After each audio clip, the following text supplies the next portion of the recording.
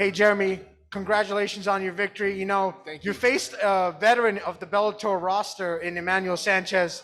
And, listen, with someone with as much history in Bellator as he has, you came out on top. What's next for you? He was ranked number 4, and with a new champion on board, what do you think is next for you in 2022? Yeah, man. I think there's a lot of dust needs to be settled at the top of the division. I mean, he was ranked fourth. That has to put me up there. Um, I didn't like being ranked ninth. I was a little sour taste in my mouth. I feel like finally I'll get that respect I deserved. It was a 30-27. It wasn't quite the spectacular, show I wanted. I needed to get this W. 30-27 dominated them. I wanted to go back to like I was telling you guys at the beginning of the week. I wanted to win every second of every round, just stubbornness, and that's what got me here. And I get back to my roots, but the fight that's on my mind is Pedro Carvalho, man. That guy we've been talking back and forth, and he was just trying to big time me, and he wasn't really, he's coming off of back-to-back losses, and then he just won now, right? So it makes sense, but at the time he was just trying to, just the way he was trying to handle it was a friendly call out to start it all, and then yeah, just the way he dealt with it was kind of just sour taste. I couldn't wait to get my job done just so I can, that's the one I want. That Borix rematch is always there. I got caught up in a wrong game plan there, and like I said, showing you what I did there. That could have been, that just shows you the style of fight I should have been bringing to Borix. A little bit more of a balance, and that type of heavy wrestling base is what gives Borix those kind of problems too. So I think those are my two on the top of my head. But there's a lot of stuff that has to happen. You don't know what Pitbull's gonna do, if he's rematching AJ. What I'm just gonna let the dust settle. I just put myself in the best possible position leading into 2022, and we'll see what happens from there. Jeremy, congratulations. Thank you. One thing you said was that you were a bad stylistic matchup. I know we were talking at Media Row, and a lot of us agree with it. A lot of us thought you should have been the favorite. I looked at the betting lines. You were almost a 2-1 underdog. What do you got to say to that? Man, I mean, at this long layoff, I was 7 months. I got right into sports betting, and I had a feeling I was going to be the underdog. And then when the lines came out, I almost didn't want to psych myself out. Like I was like, I'm not going to look at it. And then I did look, and I think it came out on my app. I was he was a minus 210 favorite. I was just almost took it personally, and I was like, babe, we got to just dump the money on it. But I've never bet on myself. I'm not into that. So I was like, I don't want to be all superstitious and lay money on myself regardless. So we'll leave it alone. But yeah, when I saw the lines and him being the favorite, I just, again, goes back to me being ninth ranked and him being fourth. I was kind of just wanted some respect on my name. And I think I finally got it now. My last question. I want to go back to your last fight. You got a loss in that one, but I know you want to learn from a loss. Tell us what you learned, this time off. What did you learn from that loss that made you better tonight? No, going to my roots, and what got me here. And I always think of like, oh, you got to strike, you got to be able to outstrike all these guys, and the striking's the difference at the highest level.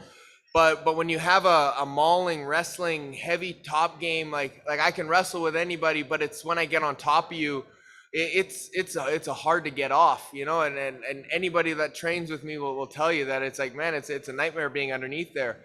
So I think I just got to really inflict it on these guys, and I don't have to with Borix, going back to that one. I know I just fought Sanchez, but like the guys at the top of this division, I think all of them have to worry about my A game, and my coach Casey Halstead, Eric Nixick, Eddie Baracco, they all say, funnel your A game. So do what you do, but make sure you make people worry about your threat and what you're best at. And I just got to really always come in shape, which I do, make weight, which I do, and just inflict my game on these guys.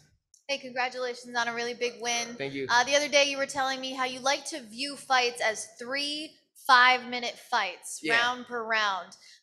Just talk to me about that mindset and how you applied that tonight. Like I was, again, going back to the Borix fight, the time was just elapsing, and I was having fun out there, and then the rounds were just eating up, and I'm kind of getting outpointed, and and then a 10-point must system. At the end of the day, it doesn't matter if you're barely losing these rounds.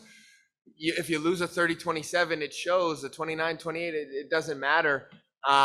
So now I was just like, I got to get tired out there. I got to go and break it up. I go out there and get exhausted. I believe in my strength and conditioning that in that 1 minute, if I'm exhausted, and I was in between the second and the third, going into the second and going into the third, I was exhausted. And walking back to my corner, you sit down. 60 seconds is all my heart needs to bring my heart rate back down, get back up on that stool, and it's a whole new fight again. And so I just need to win 3 fights a night. There's 3 5s, and if I get it done early, then I'm only fighting twice, and it's easy. And I get to come home early, but that's it now. I just blitz 5 minutes straight, and that's how I train now too. Just hard, recover. You don't need to, run a marathon. You just got to go 3 real hard blasts.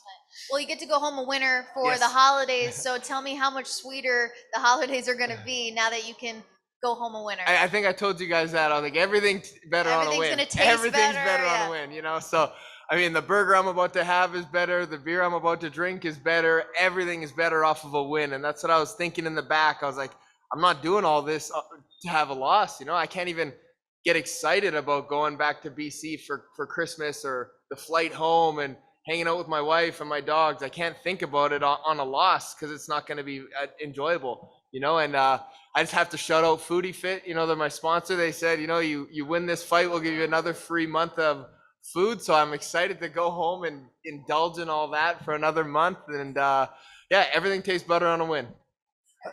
Thank you. Speaking of exhausting, it seems like the most exhausting part of the fight was you trying to finish Sanchez, especially when he had his back. Yeah. Now, he's only been finished once. Was there a point where you just said, you know what, this guy is just impossible to finish. I'm just going to try to coast and kind of gain points to win at some point? Or, could you just talk about that? Was that... Yeah, so during my time off, I started doing a lot of grappling competitions, and the EBI rule set, and where you start on the back, and I started really working those positions. And when I got there, especially on the right side, and I got the body lock, I was like, this is it. This is my spot. I'm gonna finish him. I don't think he's ever been. Well, he got the technical submission with Pitbull, but he was hurt, so you can't really even count that. A little bit of an asterisk on that one. But he's never been finished, and he's as tough as nails. I was like, this is it. I'm gonna get it. Gonna get the rear naked choke. But he was just fighting the hands so well. So I tried, and then eventually I had to give up on that to keep going, but I was hunting for that submission. I would have loved to, win the first 2 rounds dominantly and then get a 3rd round finish, but it just wasn't in the cards. He's a tough, gritty veteran, and my finishes will come. It just styles make fights, man, and he's a gritty, hard guy to put away. All right, Jeremy, that's the last one, man. Next to the time.